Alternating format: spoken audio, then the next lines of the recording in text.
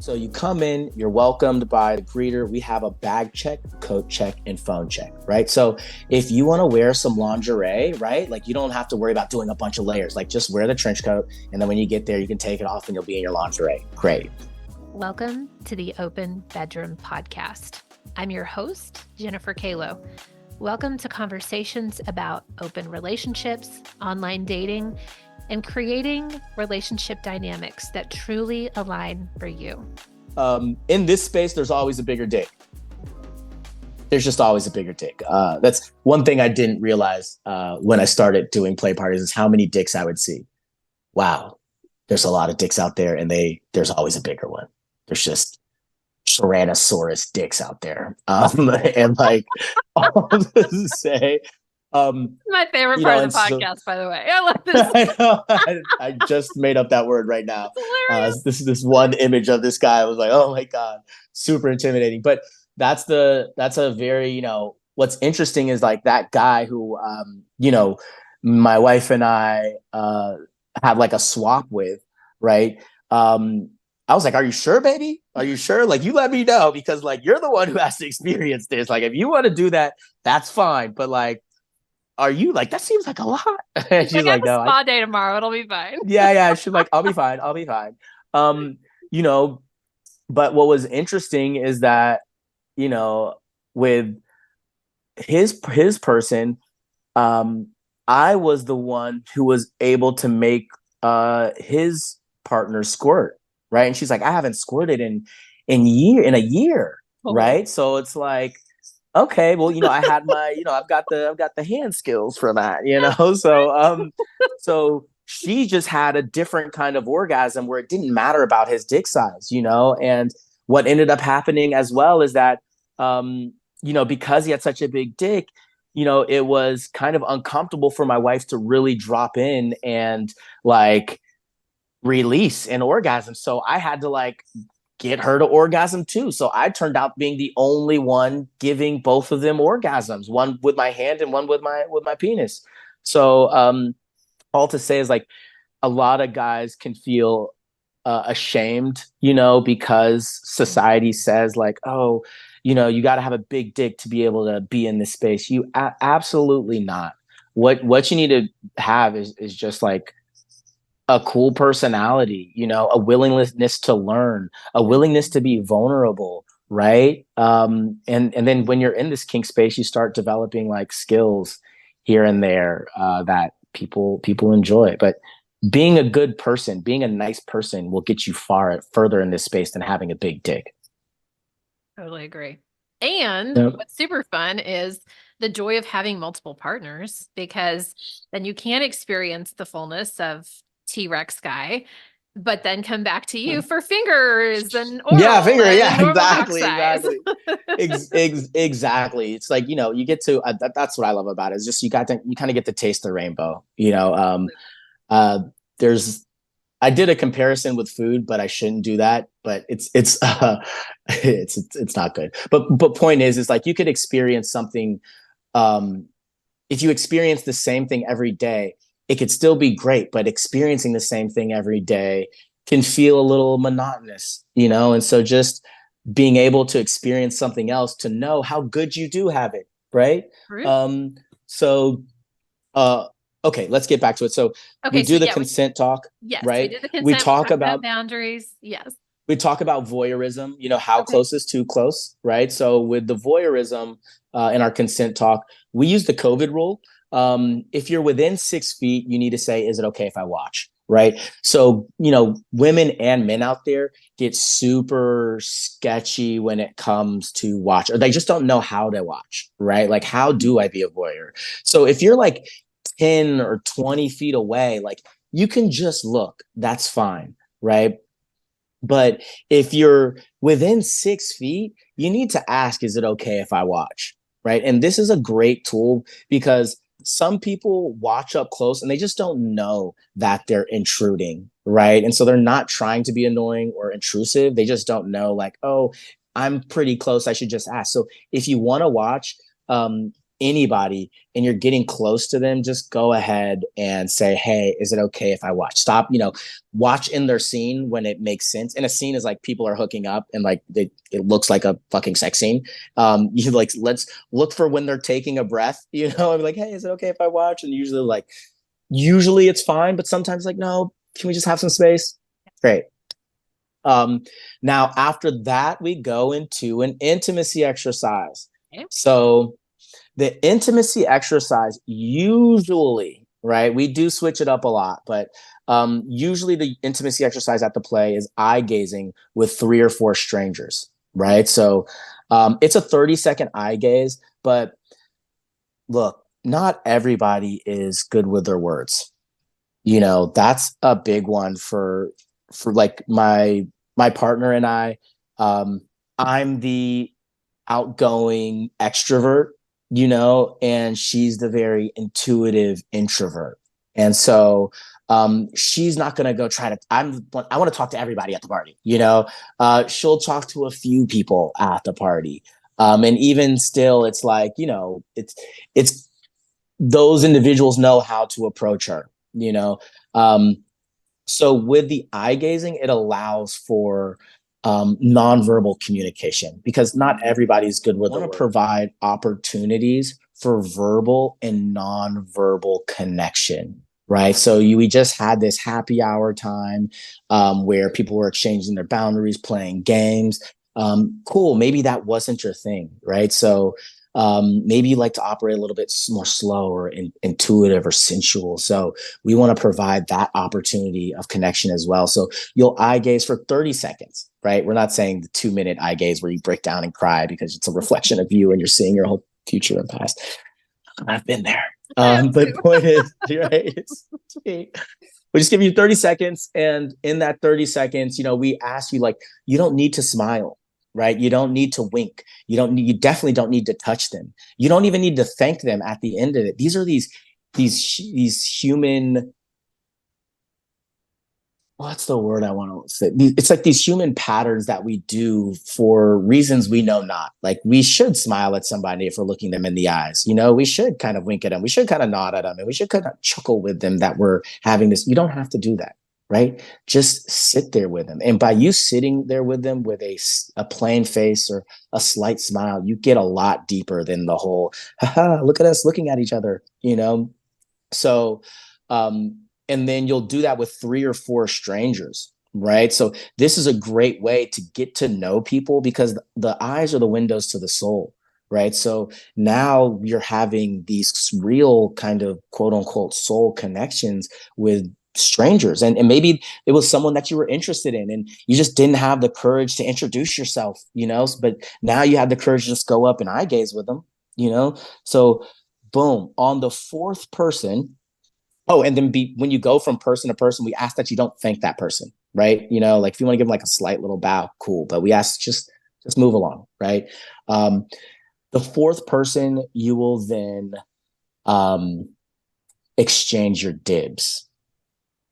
This is a good one. Dibs. We created this. This is trademark the play. Your desires, intentions, and boundaries, right? So when you exchange your dibs, you're saying off top, we want to start with desires, not our boundaries, right? So start with our desires. What do you desire tonight? Right? Who have you may have not even told your partner what you desire tonight, right? But you're going to tell somebody in this space, like, you know what? I desire to hook up with 2 men at the same time, right? Like that is actually a desire I've had. Now, is that desire going to come true tonight? Maybe not, who knows? Maybe it will. But you speaking your desire into existence is powerful. Just like when you speak anything else into existence, saying, hey, out loud to one other person, I desire to be tied up tonight. Thank you for letting me know your desire. I'm not the Shibari guy, but I know the Shibari guy. It's like, oh my God. So you gotta have somebody that you're now like conspiring with to like make both of your desires come true. So then intentions is pretty straightforward. My intention is to just drop into this new experience, to allow myself to experience something new without judging myself or others. And then boundary, right? Let's say you got to the party at 9:30 p.m. and you didn't really get the chance to have those boundary conversations at the beginning, right? Now, no matter what, at the play, you will say your boundary out loud to someone else, right? And the reason we're telling people the formula. Like I'm right now, I'm giving every one of your listeners the formula of how to throw a successful play party, right? The reason we're doing this is because we operate from a space of abundance. If everyone were to throw play parties like we do, then the culture in this space would shift. How we communicate with each other would shift. How this community is seen and judged would be shift, right? So I want to give all the answers. This is how it works. And maybe somebody's going to maybe make an adjustment here or there to how we do it. Please let me know. I'm open. We got to this point because of suggestions from our community. So I'm hoping that your listeners, like, if you can't come to LA, but you have a bunch of friends in Texas that you want to try to do this party with, listen to the podcast, go off this same format. And I hope it works for you. Please let us know. That is how we have to shift this culture, by giving the information of how to interact in this space. What does positive and what does the type of communication that fosters, relationship connections, is built off boundaries where desires can be expressed look like? And how do we say them respectfully? And how do we receive them respectfully? Right. So after we do the boundaries conversation, the reason we want you to say your boundaries is because I just brought you to like the Disneyland of fucking sex, right? Like there is so much happening. There is like, you're seeing, like, how many times have you seen 50 women in lingerie walking around you? How many times have you seen, like, 50 men, dressed in, whether it's, well, depending on what the theme is, these guys, they dress, who knows, but it's just like, how many times have you been in a space where 100 people are dressed sexy and are sexually charged and are playing sex positive games and, are lightly hooking up over there? And it's a lot for your senses to take in. So what we do is have you say your boundary out loud to help ground you back into the experience. Like, oh yeah, my wife and I discussed, like, okay, no penetration tonight. Okay, no penetration tonight. No penetration tonight. That's fine. Okay, my boundary is no penetration tonight. Like, when you say that, it's like brings you back home.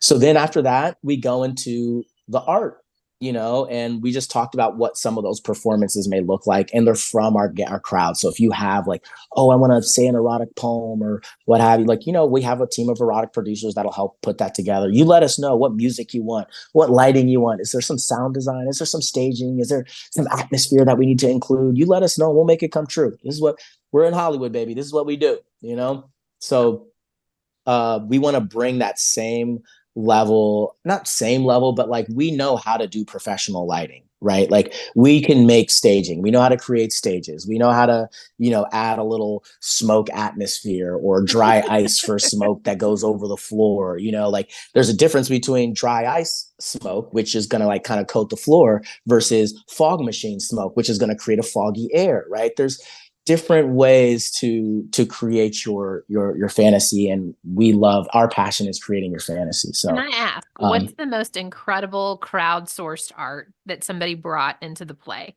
that you can talk about? Because I know you're signing NDAs and all these things. Is there anything just incredible that you want to share?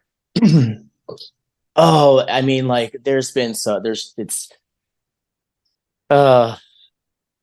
I've been doing this for 6 years. Each party is like, there's like 3 main performances, and there's probably 10 performances that happen throughout the night, because our goal isn't just to have those 3. Our goal is to inspire you and show you that, hey, you can perform whenever you want, right? That's the real beauty of this, and I'll talk about what the play, when it's peaking, what it looks like. But, one of my favorite ones from a crowd, that was just crowd, because sometimes we'll pair, like, a violinist with, like, a soccer mom, So like her fantasy of being tied up can be elevated with this professional violinist, right? It makes everybody feel sexier.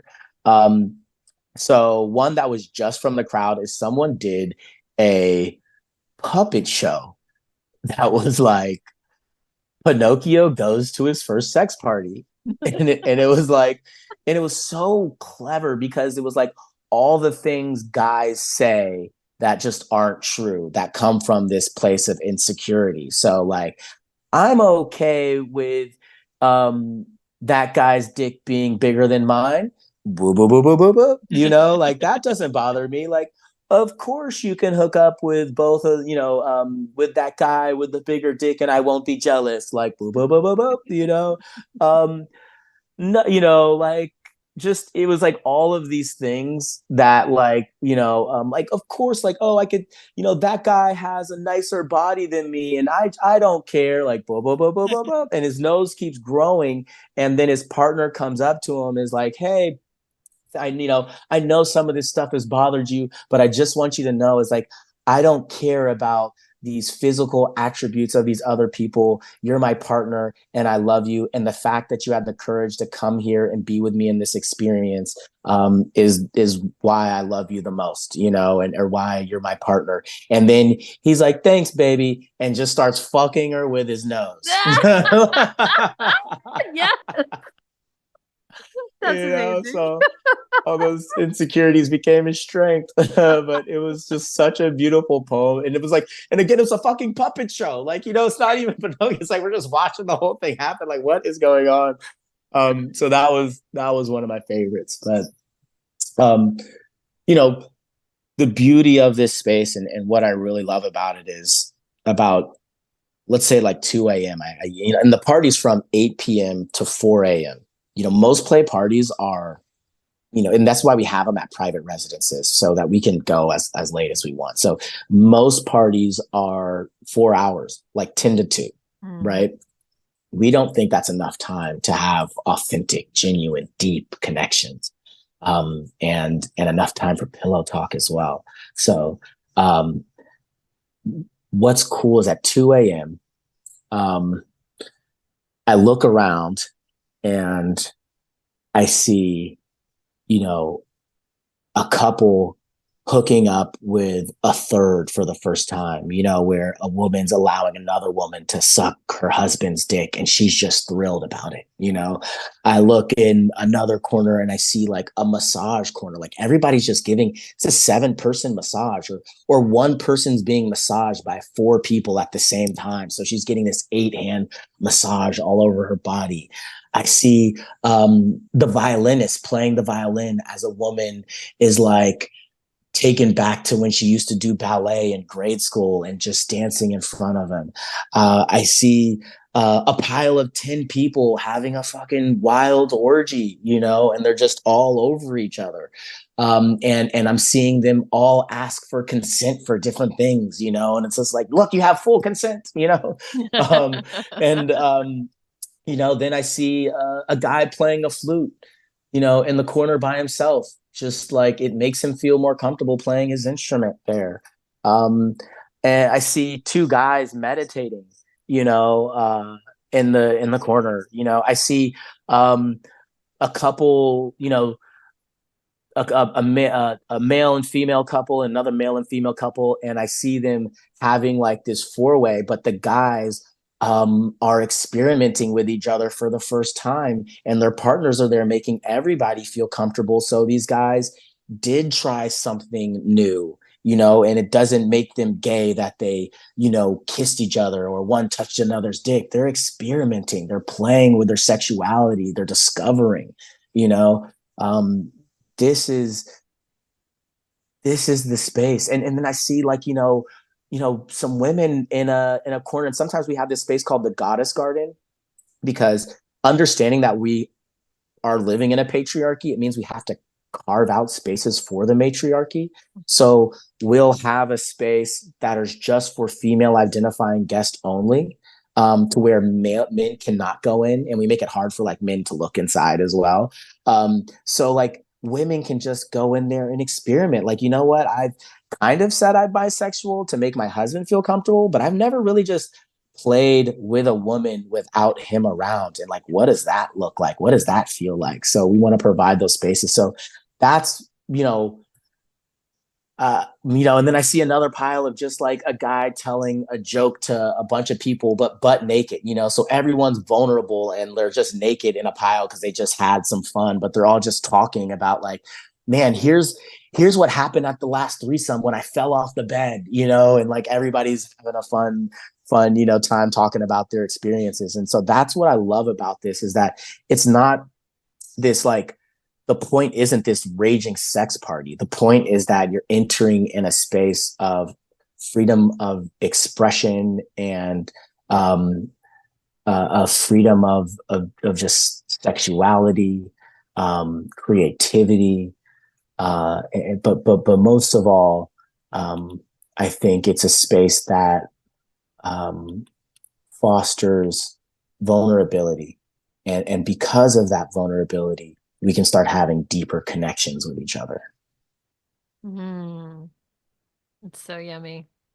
I'm imagining at 4 a.m. you're like, okay, guys, you got to go home. They're all oh my God, like, can we stay here forever?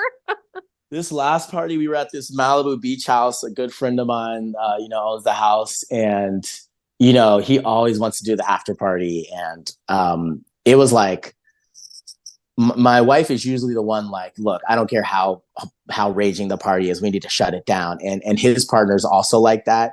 And we all kind of go to the master bedroom bathroom, and we saw like the party's like 40 people down there still, like 50 people are still in the house, out of like the 70 that were at the party, right? Like there's like 40 people, and it's like, usually it's like, well, who are the 40 people? It's like, no, it's like everybody was cool as shit and we want everybody to stay. And so we're all like, guys, what are we supposed to do? And like, we have a cleanup team that starts at 4 a.m. And the cleanup team's like, what are we supposed to do? Because everybody's having a great time. And I'm like, guys, like, so me and the owner are talking, and we're like, okay, so here's what I'm thinking. We just keep this thing going and we'll come back on Monday morning and we'll just clean it all up. But like, let's see how long we can keep this vibe. The vibe was just immaculate. And when my wife agrees, like, yeah, we should probably keep this going, and his partner's like, yeah, we should probably keep this going, we were like, we were all kind of aligned. And then I got down there and I was like, all right, guys, we're going to try to keep this going. And my production manager was like, absolutely fucking not. I was like, oh my God. And I think, look, as the leader of this, I think being a good leader is knowing when to follow. And if my production manager's saying, hey, Mike, it's 4 a.m., shut it down. This is why I hired you. You're exactly right. We should shut it down, but he's like telling me to shut it down. And like, he's just wearing a scarf, like, he's known for shirt cocking at our parties, but he's like, and he promised the whole team, he's like, guys, I promise you I won't shirt cock. And we were like, hey, bro, it's your thing. Like, we don't mind. He's like, no. A scarf.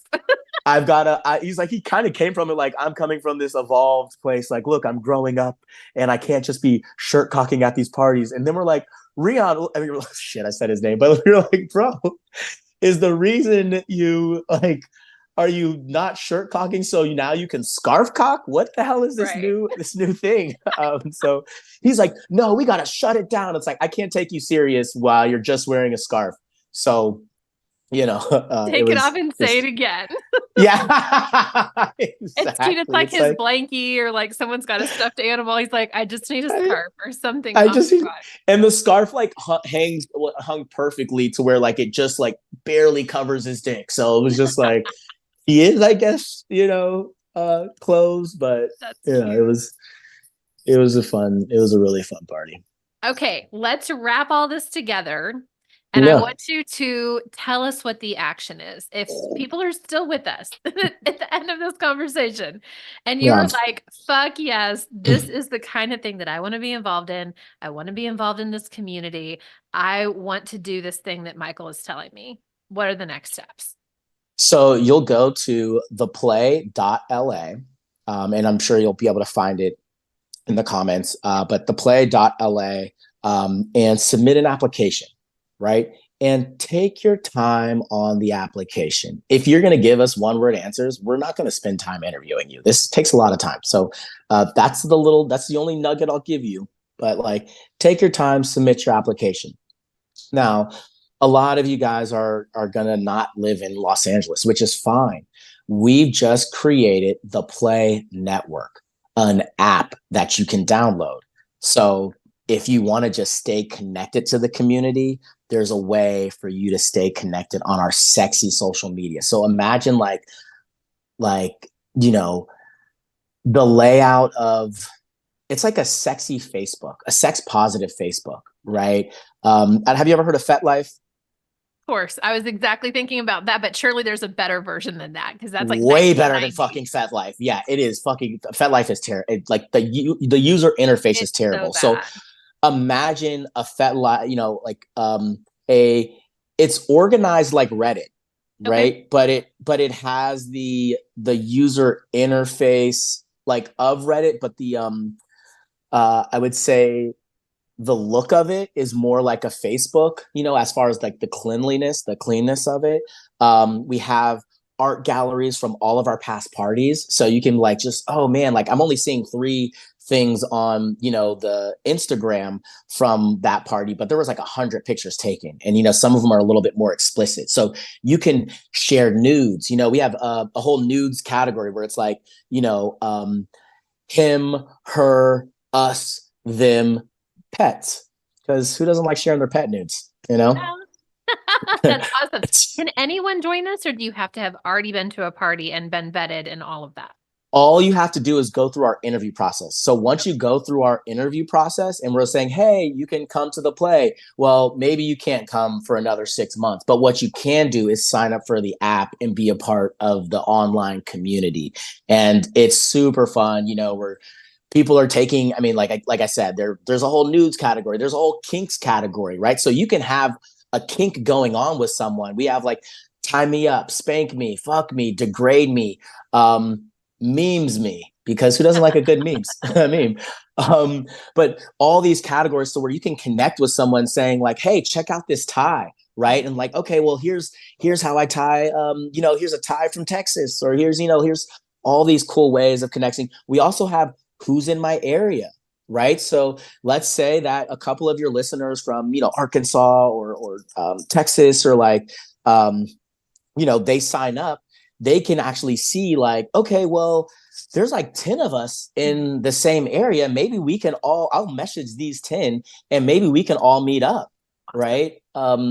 So there's just some really cool ways to connect. The other thing is that we want to promote our performers and artists. So we have a section for performers and artists and people who have services. So if you're like a masseuse or you have art that you create, you can post there and people can like purchase your art, hire you to do stuff, hire you as a masseuse, something of that nature. Because, we want to create win-wins for our community. It shouldn't be like it should be networking.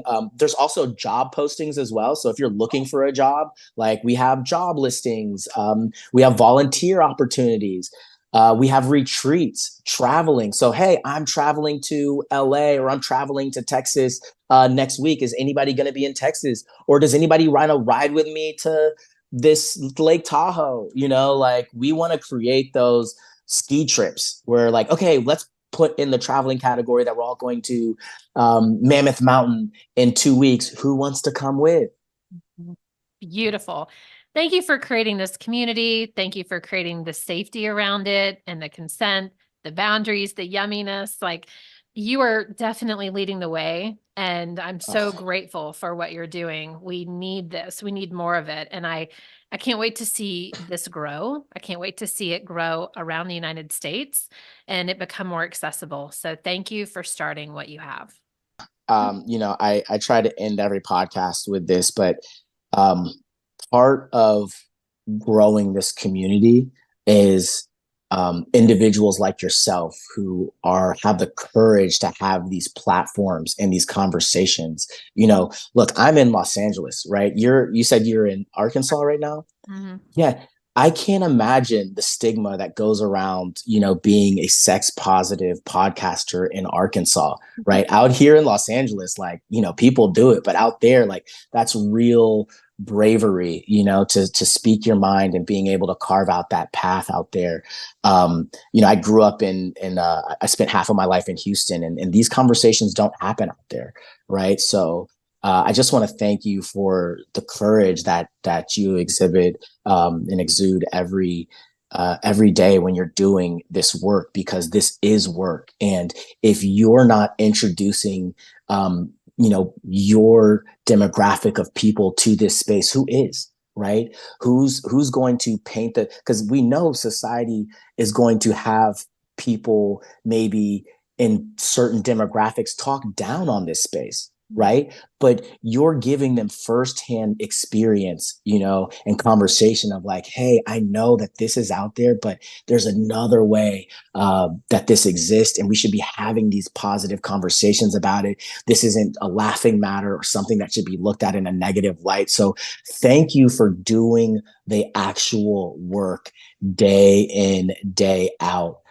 This is how we build community, and this is how we shift a culture. So thank you so much for everything that you're doing and for having me on today. You're welcome. Thank you for thanking me. I don't think anyone's ever thanked me before. It feels really good. Like, as somebody who does this as a full-time, it can feel like an island out there. Yeah. It's some days I know you wake up and I was like, what the fuck am I doing? And I've been there. And I'm here to let you know it's not an island. There's a lot of people that are working hard to make this space more accessible, more understandable, and just normalizing it. And it can be scary, it can be lonely, and I'm here to let you know that there's no reason to feel alone, and to keep pushing, because we are making progress. So thank you. So glad that you came on today. Appreciate you. Bye. It was a pleasure. Bye. Thank you for listening to the Open Bedroom podcast. If you enjoyed today's episode, go ahead and give us a like and click subscribe below, and stay up to date on all the new episodes that we release. If you have a topic that you'd really like more information on, leave us a comment below and we'll see what we can do.